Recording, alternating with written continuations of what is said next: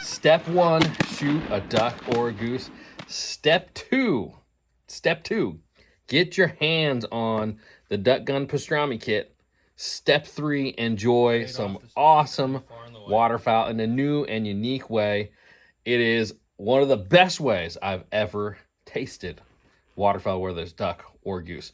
What's going on, guys? Thanks for joining me for another episode of Duck Gun Chronicles. Today's video, I'm going to be sharing with you the steps to making pastrami and using this kit. I made it nice and simple.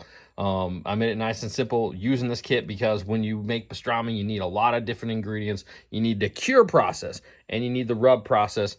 And so here it is, all in one. You can get it now on duckgunwildseasonings.com and pick you up a kit, a pastrami kit, and take it from in the field to flying to pastrami, eating it, enjoying it. There's 100 different ways you can eat pastrami, and all of them are awesome. So don't just take my word for it. Pick it up for yourself. You're going to love it. So let's jump into today's video, and I will show you the whole process of getting that waterfowl ready. What's going on? We're going to be talking about Duck Gun Pastrami. And I'm beyond excited to show you guys this one, Duck Gun Pastrami. So let's jump into it. So we know as goose hunters that sometimes the wild game that we harvest takes a little work to taste good. But all that means is you're a bad cook. But I'm here to help you become an excellent cook.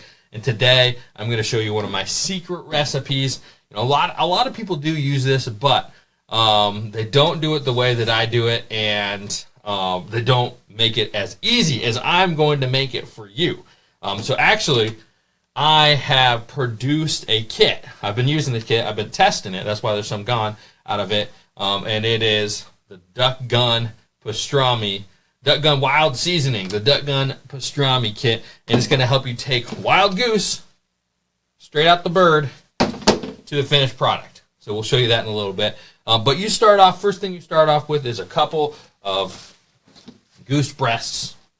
And you can do skin on, you can leave them with the skin off. That's usually how I do it for this process. And then from there, you take it and you pat it dry a little bit, just getting some of the extra moisture off of it, and get it prepped for the seasoning. So there's a two-part kit to this. There's two parts to the kit here. So we got that ready. We'll discard the paper towel over here. We got the cure rub.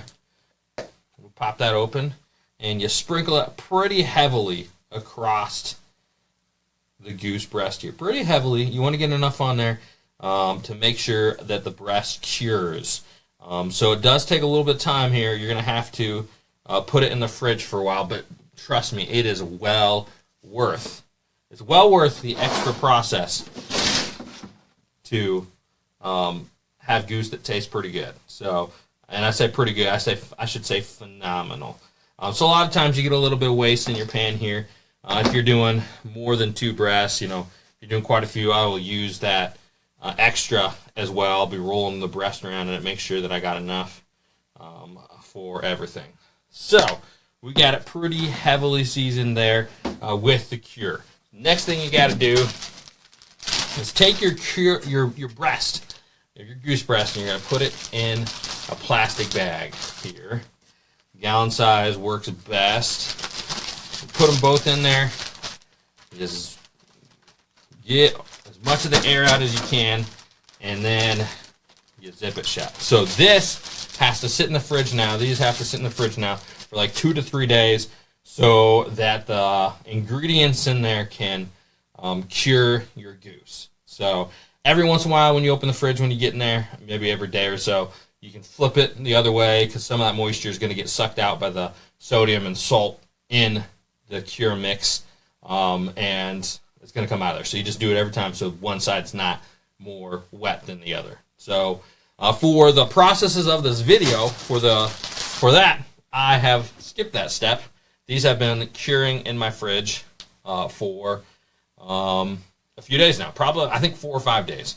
You don't have to do it that long. It's just how long it took me to get around to the video. So, yeah, we'll take these. And the next step is we want to take these and rinse all of the cure ingredient off of both sides in some cool water in the sink, and then set it in a bowl of water for 30 minutes so it can soak some of that extra salt out of there. I've done it without soaking it, and it just, you get a saltier pastrami meat, and it's just a little better if you go with letting that salt kind of get soaked out of the water there, out of the meat into the water there. And we're back. Our goose has been soaking in the water for the last 30 minutes, getting all of that extra salt from the cure process done. So the next thing we're going to do, we're going to take it out of the water, set it over here on our pan, and now the meat, you know, instead of being like real flimsy and kind of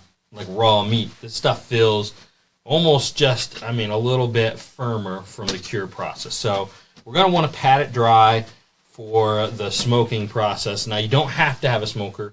You can do it in your oven. Now, the smoker is going to taste better if you have that option, or a grill where you can add wood chunks or something like that. Then you have some options to do it and get some added smoke flavor, because, I mean, we want this to taste phenomenal. That's the best way to do it. But if you don't have that, the oven actually works pretty good too. So, got both sides really dry. You kind of just want it to be like tacky, where the rub is going to stick right on the meat. So, there we go. Both sides very well patted off. Now we're going to take our seasoning rub. And again, this is kind of up to you. This is going to be like the crust of the smoke, or the crust of the seasoning. If you ever had pastrami, this is a great part of the pastrami. It just tastes phenomenal. So I probably like to put it on there thicker than most people. But if you put it on too heavy, it will be almost too spicy. So healthy, but not too much. Both sides of it. Get that nice rub, full coverage. And it's ready to put in the smoker. So the next step, we put this on the smoker.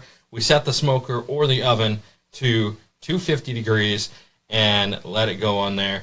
Your finished temp, now every goose breast is a different size, so I can't say an exact time for you, but your finished temp, it's good to have a meat thermometer around.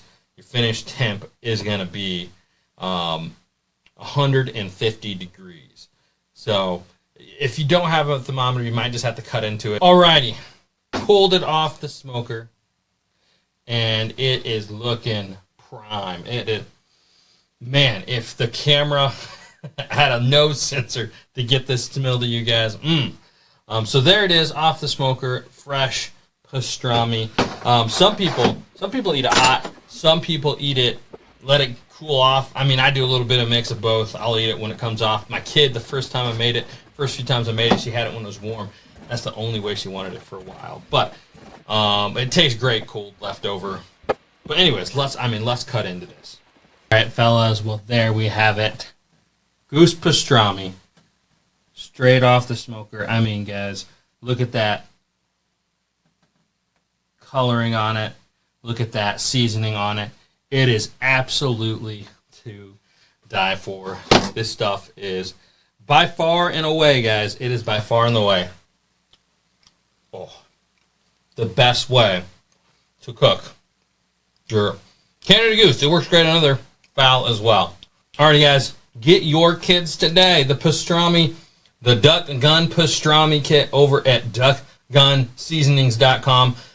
They're going to go fast, guys. This is the first run I've ever done. I'm super excited for it. So jump over their website, pick yours up.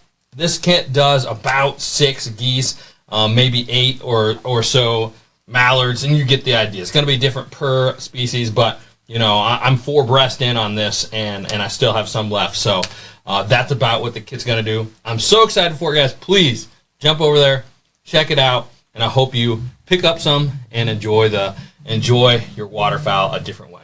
That's all we got for today, guys. We'll see you on the next one.